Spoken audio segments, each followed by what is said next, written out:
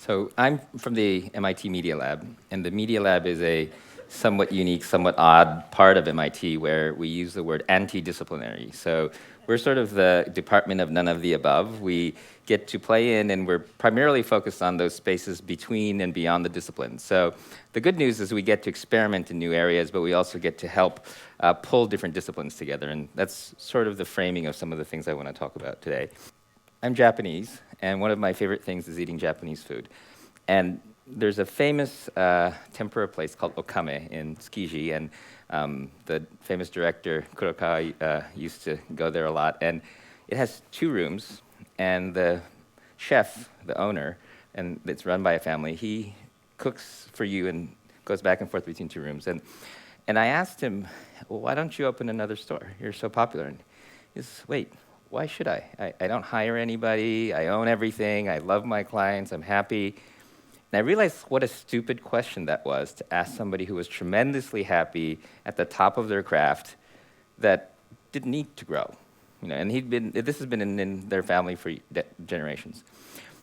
Then my other favorite restaurant is my sushi place. And this one I can't tell you because the chef does not allow any of their clients to tell anybody about the restaurant, because he will not accept new clients, only through special introduction. And this has also been in the family for generations. So I went the other day, and he gave, first of all, since I've been going, fish have started disappearing off the menu, because he only works directly with Japanese local fisheries. And the other day I had a Japanese peculiar char, and he said, this will be the last one you will ever eat, because they're gone, and this is the last one. And I was thinking about, if I have kids and we go, we actually may not even be able to eat sushi anymore. And I realized that the question that I asked the tempura shop owner was a reason that the fish were disappearing, which is this idea instinctively that we have that more is better, that growth is good. And growth is a natural thing, I think. I think, we'll talk about it more. So it's not growth in itself, but it's the way we think about growth. This is Tenzin Priyadarshi. He worked with the Dalai Lama, he worked with Mother Teresa, he's a monk. And I hired him recently at the Media Lab to work on our ethics initiative. And when I was negotiating with him, I realized he didn't have a home, he had almost no possessions, and he asked not to be paid by MIT. And I said, we can't give him an official affiliation if we don't pay him. And he said, can you pay me $1? And he negotiated for the first time with HR the lowest possible amount of money you could be given and still be allowed to be at MIT. And he is also the happiest person I know. So obviously he's a monk, so we're not all going to become monks, but he's somehow motivated intrinsically not to feel a need to measure himself by how much money he has or what his possessions are. And I think it's important to realize that some of these things are not necessarily hardwired, or if they are, that they're adjustable.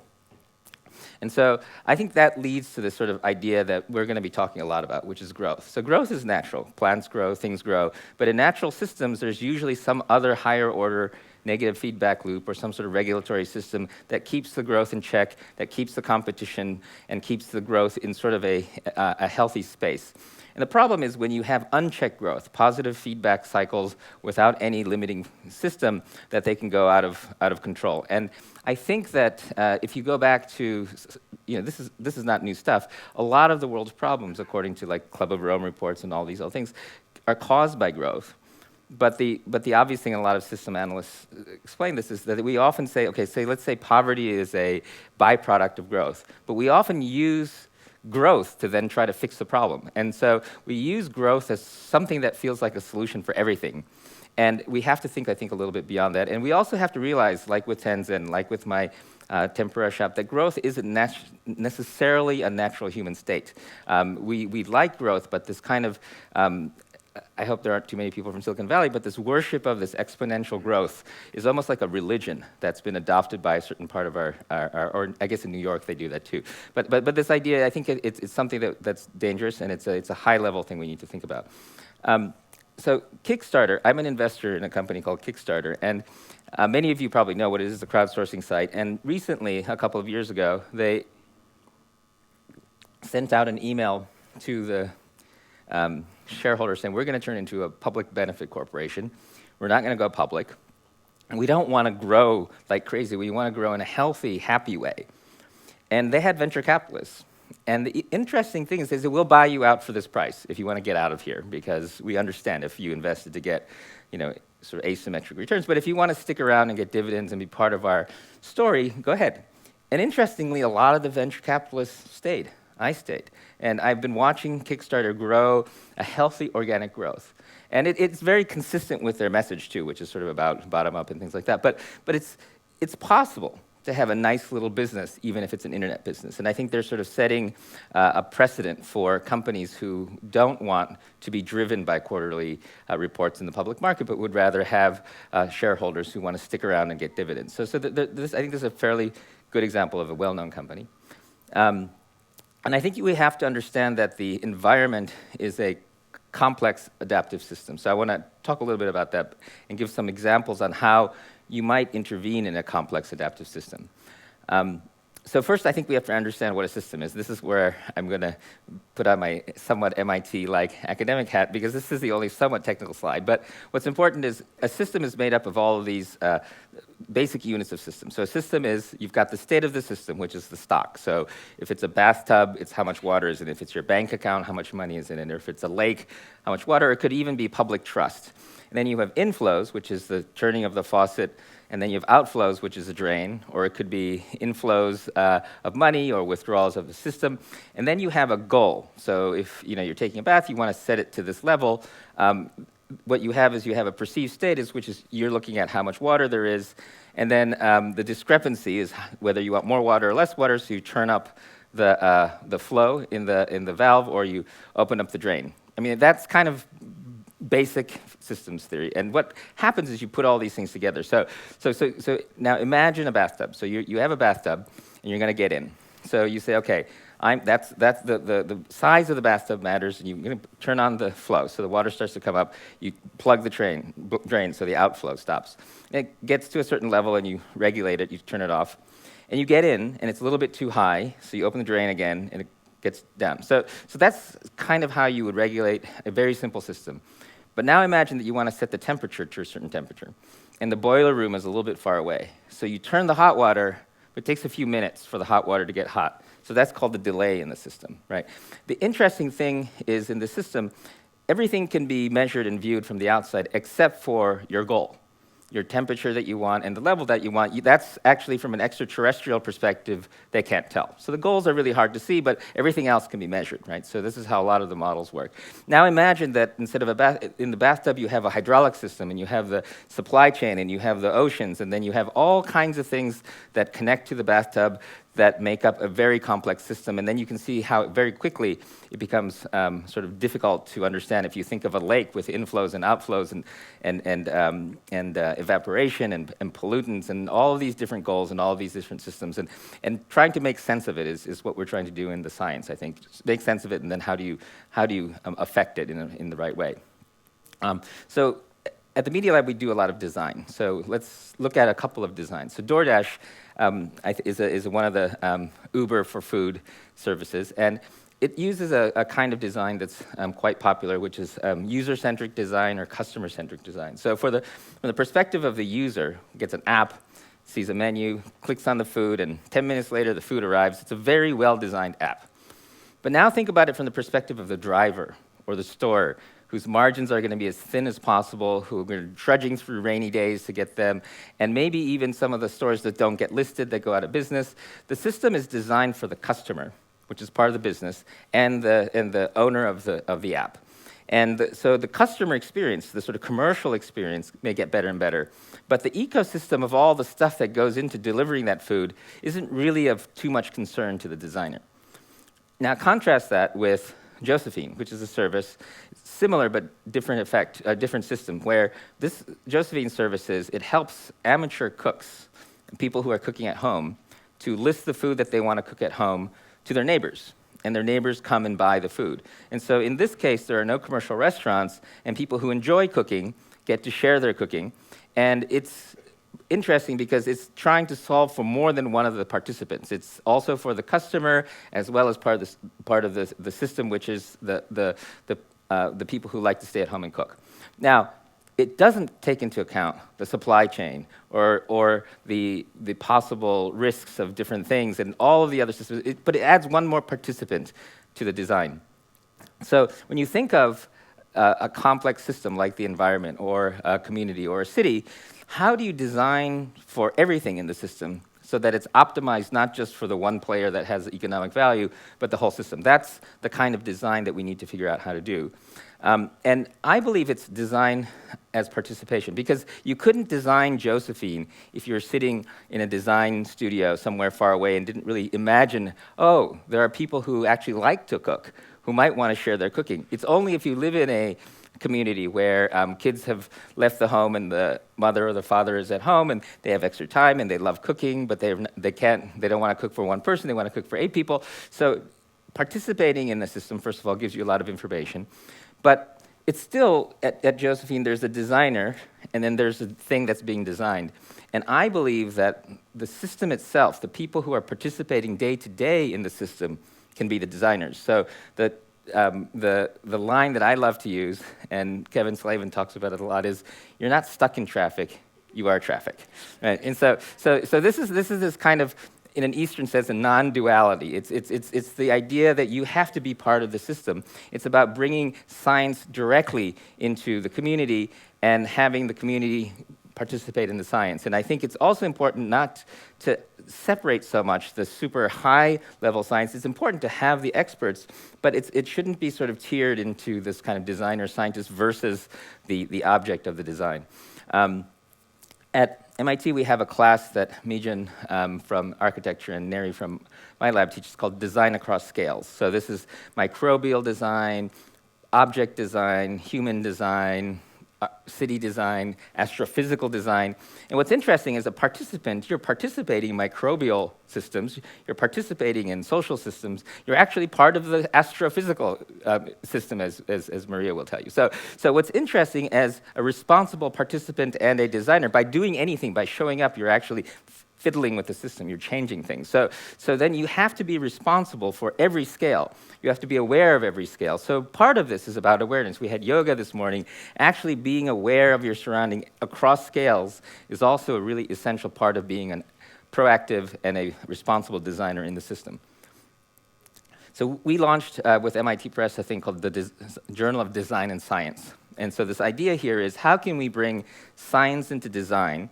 So design goes from just industrial design and user-centric design to design of systems, design of things that don't involve only human beings, that are very complex. But also, how can we bring design into science? A lot of scientists, I have trouble getting my biologists and chemists to talk to each other because their microscope settings are different. You know, they argue over microscope settings. It's because they're looking at a particular scale and they're looking at a particular kind of interaction. But what you really want scientists to do is to look across scales, to look across systems and say, this thing that I'm making, what is it going to do to the system at each of these scales? How do I measure it? How do I take responsibility for every interaction? How do I share this interaction with everybody in the system? And it's very difficult in academia because you are sort of forced to, and it's a good thing for rigor, to be able to explain the thing that you're doing to the community that is expert in it. But sometimes it's at the cost of an ability to explain and deploy into other communities, into other scales. So that's something that we want to do in this kind of interdisciplinary way. And this is a little bit of a complicated chart, but if you divided academia or the world into sort of roughly 4 sectors, the arts, science, design, and engineering, this is sort of Neri Oxman thinking about it as a cycle. So if you think about science takes information about nature and turns it into knowledge, and then engineering takes knowledge and turns it into utility, and design takes utility and turns it into behavior or meaning in society, and art then takes that societal behavior and meaning and turns it back into perception information. Unfortunately, this link from science back to art is a little bit broken right now. It sometimes used to exist, but I think this is a tremendously important thing, and I think that bringing scientists and artists together, this is a lot of what we do at the Media Lab, is important. But I think what we need also is a method where all of this can be captured and discussed at the same time, because they all matter, and we'll try to talk a little bit about why they matter. Donella Meadows, the late Donella Meadows, is, I think, a really important person to talk about in this context. She was worked in system dynamics. She studied with and worked with Jay Forster at MIT. And she was very involved in the 1970s modeling for the Club of Rome of climate and other complex systems. And there's one, if you're going to read one thing later today, and this is the only busy slide I have, is download this short essay called Intervening in a System, how to intervene in a system. And what she describes, and I won't go through everything here, but these are all of the different things that you can do to try to influence a system. So it's reverse order. So the least effective is to change constants and parameters like taxes and subsidies and standards, right? And then you have the size of the buffers. Like a big bathtub is easier to regulate than a little tiny bathtub, right? And then you go down to things like the structure of the information flows, who has access to information, the goals of the system, the power to add and change and evolve and self-organize. That's important because as a self-adaptive complex system, as the world changes, in biological systems, different species then fill gaps. So biodiversity is tremendously important in the resilience of the system. In our system, in human systems, it's often science and technology that allows a system to adapt. And that science and technology, the creativity, the economists just sort of add as some weird little number that magically appears. Well, it turns out it's scientists, it's scientific papers, it's universities. And just as awful and sort of disgusting as it would be to eliminate all science from the world, immediately you wouldn't notice. You would only notice when you actually needed to fix something. Similarly, removing biodiversity is very similar to that problem. You wouldn't notice it right away, but when the system tried to heal, it would fail. So that's up here at the power to add, that's for it. But anyway, let me describe a few examples to express. So COP22, that's fiddling. Right? What they're doing, taxes and incentives, according to Donella Meadows, that's the most likely. We spend 99% of our energy here, but it's the least effective thing to actually try to do systemic change. So that's up here, right? Constants, parameters, taxes, standards, subsidies. There's a little bit of rules, which is you get down into, where are the rules? Number 5, incentives, punishments, and constraints. Those are harder to change. But let me see if I can give you a few examples. So Monopoly, everybody knows this game. This is a game where you try to go around, collect property, collect rent, and bankrupt everybody else. It turns out Parker Brothers didn't invent this game. This game was invented in the early 1900s, I think 1903, by a bunch of anti-capitalists who wanted to teach kids how horrible the idea of capitalism and rent is, and they would play this at summer camp to teach kids the fact that in a game like this, only one person wins and everybody goes bankrupt. And it was a sort of remedial system to teach people about how bad capitalism was. And I think it might have worked for them. The interesting thing is, the only thing Parker Brothers did, they didn't change the rules. All the way up to number 4, they didn't change the rules, they just changed the goal. Your goal now is not to be anti-capitalist, it's to become that guy with the top hat and destroy everybody else. And that's actually kind of what our goals in society are. If you think about a company, you ask the company, what is your goal? They say maximize profits. So what does that actually mean? It means get as big as you can and eliminate all your competition. That's the goal of just about any organization in society.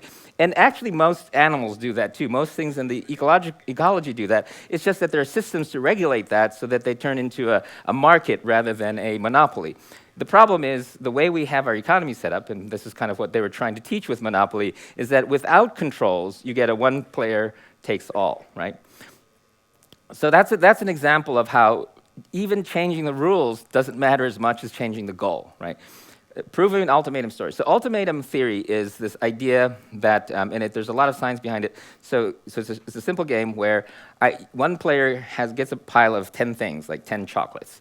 And then they get to decide a distribution. 50, I get 50, you get 50. Or I get 7, you get 3. Or I get 9, you get 1.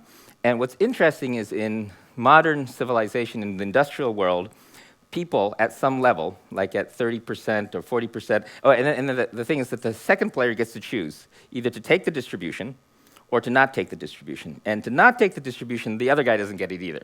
So no one gets anything, or you take the distribution. That's the choice. So most people, obviously, at 50-50 will take the distribution. But when you start to get to like 30%, they'll say, you know what, I'd rather get nothing than they get more than me. right? And there's this really interesting thing, because that's sort of the theory behind how there's a justice function that supersedes or is more important than the economic rational argument, which is I don't care what they get, I would rather get something than nothing. Well, it turns out the indigenous people in Peru, and there's a lot of background about why they are this way, they will take even one or two. They don't really care that the other person, so they average out at around 2. They don't care that the other person is getting something. So what's interesting is something that we thought was hardwired was this kind of magic number that everyone in the industrial world, with a slight bit of deviation, would always opt for justice over the economic theory, that this was actually cultural. And so a lot of things I think that we think are completely hardwired in culture are actually cultural. And having said that, there's some of it's hardwired, because chimpanzees even have this notion of justice. And then this is one of my favorite examples. So we often think it's an information problem. Maybe they just don't know. I don't know if you know this, but this is an actual place called the Heart Attack Grill in Las Vegas. They have things like the triple bypass burger, the waitresses are all in lab coats, and if you weigh more than 350 pounds, you eat for free. Several people have actually had heart attacks in the restaurant, and you have to wait in line to get in, right? So this is clearly not an information problem. It's not about the data in the newspaper or the labeling on the food can. It is functionally a cultural problem, right? So as long as people are doing stuff like this, giving them accurate information is helpful, but not enough. Okay, and so how do you attack this? That's one of the design problems, I think. There's some good stories. So the lucky ironfish is a great story. In Cambodia and many other places, people are anemic because they don't get enough iron. And they tried many, many things. They tried giving supplements, giving information. None of this worked. But then they heard a story that a particular kind of fish is considered good luck. So they made these iron fish based on that sort of legend, and distributed it to the people, and said, if you put this in your pot when you cook, you will get lucky. And they all did, and the anemia went away.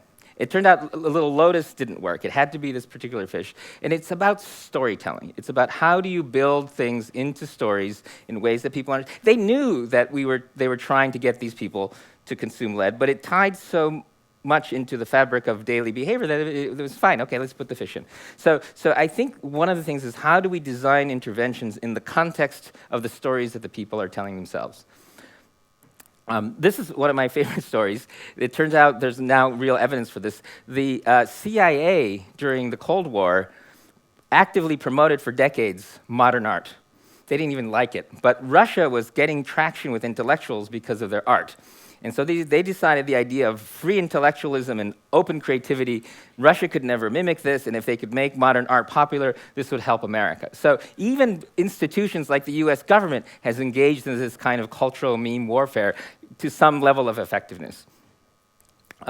This is Andrew Fletcher. He was opposed to the Union of Scotland and in Britain in 1707, and he has this great phrase, which is, let me make the songs of a nation, I care not who makes its laws. And I think this is kind of the sentiment that I'm starting to feel, which is, we can go around and fiddle with the numbers. I think that the higher levels, like coming up with the science to create the ability to adapt, changing the rules, these are all very important, but fundamentally, unless we change the way we think, unless our kids feel disgusted when things are bigger than they should be, if people are trying to be greedy. Unless that becomes a natural cultural norm, I don't think we're going to be able to ultimately solve things. Like the Monopoly game, I think it's part about the rules, but it's less about the rules than the goal itself. And the goal is a function of the paradigm, and the paradigm is really kind of a cultural thing. And so, I wanted to just sort of think about, so I think it's a lot about music. I've been watching a lot of documentaries of like the Beatles. They just raged and changed the behavior of a generation without a lot of theory, but with a lot of practical stuff. And then you look at the punk rock movement or the hippie movement, and then I thought about this violin. This is hundreds of years of culture, of evolution. We cherish it. We really love the violin. I love the violin. It makes beautiful music. It moves our hearts. And it's very precious to us. We cherish this thing. But young kids these days, when they think of music, they think more like this. This is me DJing at the Media Lab, and I both literally and metaphorically manage the Media Lab's culture by the music that we play. And kids these days don't think of violins when they think of culture and music. They think of this. And so my request to you is, when you hear people sort of trying to fiddle with the parameters and not thinking about culture change and revolution, I think we need to destroy some of these older paradigms that we have to replace them with new ones, and we need to think at a very high level. So I think we need to stop fiddling around and have a revolution. Thank you. Thanks, brother. Does anybody have any doubt at all why MIT is our prime partner and collaborator in Humanitech? Can you guys break it up again for Joey, right? I promised him I wouldn't get crap all over the floor. I saw you cleaning up. I know. He was like, I hope this doesn't get stuff all over the I love it. He was like, your Japanese culture came right out at the end going, this needs to be tidy. This needs to be tidy. He's got me to clean this up. Yeah, that was great. Inspiring, moving. So if you had any doubt about a DoFest and you thought we were going to talk at you the whole time, that's not actually what's going to happen. And you're not actually the people that are supposed to be only on receive mode. This is an interactive thing, right? So there are microphones that are circulating in the back, and when you hold up your hand, they will come to you, and we encourage you to speak loudly in them because we will record them for posterity and for your own review. And we want you to identify yourself. We already know you're a doer, so something else, quick and pithy, and then ask whatever questions that you want to interact with us on. I'll toss out a first one. Good generic softball to get us going. I think, I think of the art, I think of the design, I think of the science, I think of the technology, all the things that come together in Media Lab. But when most people think about MIT, they right away think of quantification. They think of engineers, hard-working engineers. And this problem that we have, that we're here to talk about in Marrakech, people talk about qualitatively all the time. We need to act quickly, with urgency. It was a great achievement after a quarter century that we talked about metrics. This is what we need to do. And so when I think of the metrics of the scale of this exercise, I think of billions of people that need to be moved and motivated, starting with the doers. I think of tens of billions of hectares that need to be conserved, need to be protected. And I think of trillions of dollars that need to be put at work. What does it take, from your perspective, if you move design in that way, if you move a generation, what does it take to really scale and accelerate? What's the inflection? What leads to that? So I'm going to sort of repeat a little bit of what I said, but I think the first thing you need to do is you need to change the goals of the actors, right? So even if you because there's a lot of tragedy of the commons thing. I mean, we did the thing on self-driving cars. Everybody thinks self-driving cars should sacrifice the passenger if it were to save everybody else, but they would never buy the car, but they think everybody else should, right? So the problem is, at a high level, people can agree on things, but on the behavioral level, they won't act those things out, and that's what we see right now. And I think what you need to do is change the sort of incentive of the goals of the actors. If we can get, and I think it's going to be not just young people, but it's a cultural feeling. Again, I think we have to get down into, and we're going to hear about neuroscience, I think, but you got to get down into the brain to the point where people feel disgusted in themselves if they start to feel greedy, or if they start to feel like they're sacrificing society for themselves. And there are cultures that have that, and so it's not impossible, but it's not about information. It's not about financial incentives, because financial incentive is just feeding that particular goal that we know you're already addicted to. It's like giving somebody, drugs to get them off the drug, right? So what we need to do is something else. Something else, I think, has to do with arts, has to do with culture, but it can't be just that. So if you look at very effective musicians, they have a lot of science. They use the latest technology. They monitor everything, And even with the Beatles, when you listen to all of the stuff that they were doing in acoustics and things, it's tremendous, right? So the best I think, combination is that circle that you have. You have an artist who can capture the hearts and minds of the people. You have designers and engineers who can turn that into a vision. You need that regulatory system, because what the artist needs to do is to be getting constant feedback, both in real time and how they're affecting it, and react. I mean, I think the Beatles reacted to the 60s movements. They reacted to the politics of the day, and they weren't just emitting, which is like just pure creativity, right? It's a feedback system, and the problem right now is that the people in charge, they're not cultural figures. They're something else, right? And so. But That was very generous. That was I was going to let you decide. You're from that world, so I'll let you do it. But so I think it's that. I think that at a high level, when we're sitting around at summits, we can agree that we need to fix this. So the next level down is, okay, well, how do we design in the system? Well, we need to think about the culture, and I think that ordering will change a lot. That's And I think that we have a lot of the tools. right. I mean, not all of them, but But what I hear you saying is we have a lot of the tools that exist out there. We're only using very few, and they're very rudimentary, and they're not sort of actually connecting with efficacy. And this is the Denali Meadows thing, is that a lot of times you can identify where the leverage point is, but then you push it in the wrong direction. It's like, okay, we figure out that it's this layer in poverty. Let's try to make them grow, right? Instead of, no, let's try to limit the growth. And so because growth, it has to have, so one of the ones that she has is, positive feedback systems, which is a kind of growth thing.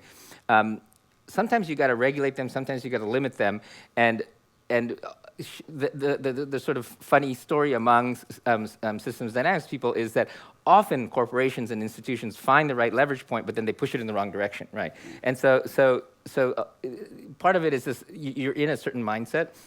And I was, when you're flying over and I was realizing that we're not yet tuned into, our intuition isn't correct. I think that's the problem, is that a lot of what you do in a system is counterintuitive. And a lot of politics is around sort of intuitive reactions to what we feel like is the right thing to do. And this is where science is really important, whether you're talking about the science of systems or the science of the urban systems, or all the way down to the engineering and the hard sciences, is that's what helps you get out of falling into trap of jumping to the wrong conclusions. Is there a culture or a community or a country that you think is doing it well or well enough or better than others? That's a good question. I don't think so. I think that there are pockets of, I see, emergent culture change. I think that we can take I think, and again, I don't want to go into the politics of the day because that's a whole separate conversation, but I've been looking at students since I joined the Media Lab, the Occupy movement and others, and one of the things that's interesting is that a lot of the activists these days aren't using the tools of the past, like from the John Lewises or from the,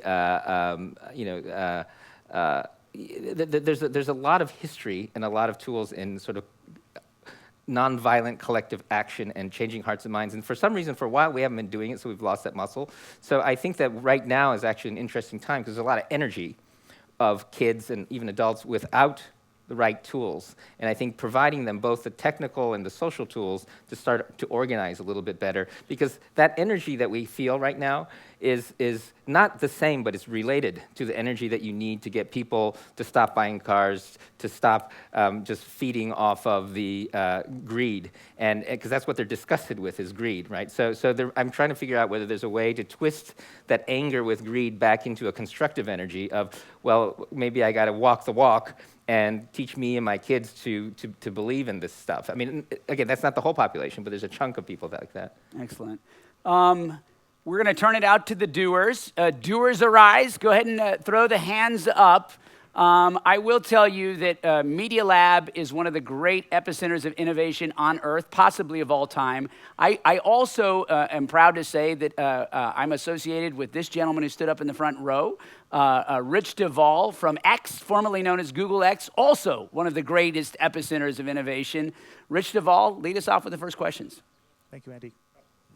So, And I really appreciate that kind introduction. And Joey, I was actually just at the lab a couple weeks ago. I saw your back when you were yes. presenting. Yes. I was teaching. I was corrupting the youth. I was teaching some graduate students some of the lessons of innovation that we've learned. And I love systems thinking. I think your systems diagram is excellent, but I feel like it's missing an important dimension, which is that systems don't exist in isolation, right? Every system is in fact a stack of systems. Mm-hmm. And when we think about our goals, sometimes our goals are in conflict, right? And in fact, I can't even formulate a goal for a system that I'm not aware that I'm part of. Mm-hmm. And I think the climate's a great example of that. Prior to the 50s, I don't think anybody really thought about the climate as a system they participated in. It was, they thought I'm being subject to the weather, not I am the weather, mm-hmm. right? Like, I'm stuck in traffic. So, getting back to storytelling, how do we tell the stories that don't just reframe goals about a system people are aware of, but how do we tell the stories that get people to be aware mm-hmm. that they're part of systems they didn't realize, mm-hmm. and inspire them to choose to formulate goals in those systems that might trump their other goals, right? How do I convince you to reduce your carbon footprint when that means, as a practical matter, I'm going to be impacting your quality of life in some way? Mm-hmm. And maybe we have great technology and maybe we can make it up, but there's probably going to be a cost. So I really want all of us to think about this. And at X, one of the most important things we do is we try to tell the stories about why the stuff we're working on is important. Mm-hmm. And so anyway, how do you, who are so good at inspiring people to think about things, how do you convince them to shift from one idea of one system to maybe focusing on another system, focusing on another goal, and then we do the hard work of trying to convince people to formulate a goal in a meaningful way. Thanks, Rich. I think CI, you guys have done an amazing job, I think, of trying to personify and take nature that seemed like a non-human thing into bringing it into human stories. I remember my mother told me a story of when she visited the Hopi, and the head of the village she went to said, "The wind doesn't talk to us anymore, we're concerned."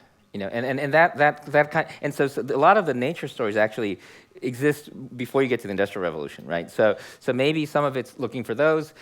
Some of it's going to be making new ones. I think there are people who are really good at telling stories. And again, when you look at some of the movements like punk rock, that just kind of came out of nowhere, and I still hum. Anarchy in the UK in the shower. It's like it's a thing that gets you, right. And so some of it can be new, but I think the key is that a lot of people in the arts, and this is my arts and science connection too, in the music industry are doing it for money now. And the really important thing about some of the authentic movements, both in art and in music, is when you actually get to a point where you have nothing to lose, you get into this kind of creative abandon, which allows you to express yourself authentically, and then it really resonates, much more than when you're trying to make a record to make a bunch of money, right? So weirdly, we did this scenario planning for the Knight Foundation, and we have an arts program. The only people who are excited by the doomsday scenarios in our scenario planning were the arts people, because it turns out arts always gets better when the world is really crappy, right? And so right now, actually, one really inverse trajectory is as politics gets crappy, as the world goes to war, as the climate starts to fall apart, the storytelling, I think, will get better. And so I think the thing that we need to do is keep an eye on where that's coming from, and then engage them in a proactive way. But you have to engage them authentically because they're also authentic, right? So and again, authentic is overused. So I think we can't use that as part of our messaging. But just sort of here in the room, it's how do we then pull those people in and empower them? And so I don't think that we lack stories traditionally. I think we lack stories in a media and storytelling as a commercial business world, which is kind of what we're in right now. Is my intuition. I love that. Right here. Yes. Sort of self-regulating. The better the storytelling, the more problem-solving, the worse the storytelling. It's a non-virtuous loop. Sorry, I'm Sonia Roshnik from Healthcare Without Harm, and I guess I resonate with a lot of what you're saying. And I think the storytelling is about saying, I take issue with sometimes we talk about reducing carbon, it's going to be a loss, it's going to cost. What about the concept that less is more? Actually, from a world of health, we need to learn actually a lot of this less is going to be a whole load more. And for me, there's a paradigm shift around how we look at it that moves us out of that cycle. And some of it is cultural, but some of it is about how we value who we are and what we're about. And so I'm just wondering if we can, if that fits into your 1, 2, or 3s. Well, so what I would say is all of us are here because we have somehow been successful in the game that is the game that we're playing now. And a lot of us are probably viewed by our extrinsic signals, our status, our money, our planes, or whatever it is, right? And in fact, if you look at your own life and said, what makes me happy? It's probably time with your family. It's probably the walk in the park. It may be the yoga this morning. It's probably not, except for some people, how much money you have, as much, right? And having like exponential growth in the size of your family isn't going to make you happier, right? The most of the stuff that really makes you happy isn't anything about growth. And I think if the role models in society shared the fact that it's those things, it's Elon Musk's family that actually he has a lot of concern about. He doesn't talk about it publicly that much. He talks about his grand vision about how many cars and stuff like that. So I think first, the easy thing, or one easy thing, is for the leaders of the world today to show that exactly that the non-growth, non-exponential things, the family, that's actually what makes you happy. Because I think a lot of kids at MIT, when I'm started to work with undergrads, they think that we're all successful and happy because we've got influence. And a lot of times that's their goal. Now, it might be scientific influence, but you need to sort of, and I teach a class on awareness with Tenzin the monk. And one of the things I do is I force all the kids to sleep 7 hours a day and meditate for at least 1 hour a day, take a journal and share. And we do a values assessment of what's driving them. And sometimes it's anxiety, sometimes it's ambition. And we try to push them towards cultivating their intrinsic motivators. And it's funny because some of the kids say, wait, I don't have enough energy to do my problem sets anymore because I don't have the fear. And I said, no, now it's the time. You got to start to swap out that fear energy with this intrinsic energy, the energy that you feel when you were just talking about how excited you were about your creativity class or the walk in the park. And you need to do, and each kid's different, but you need to do a little work. But they've all got that, and I think we all have that. And I think it's a lot about, instead of making that our private, we call it work-life balance, and we talk about it as sort of another numerical thing. But it's actually, I think, that piece. And I totally agree. And I think we can start with ourselves communicating it more.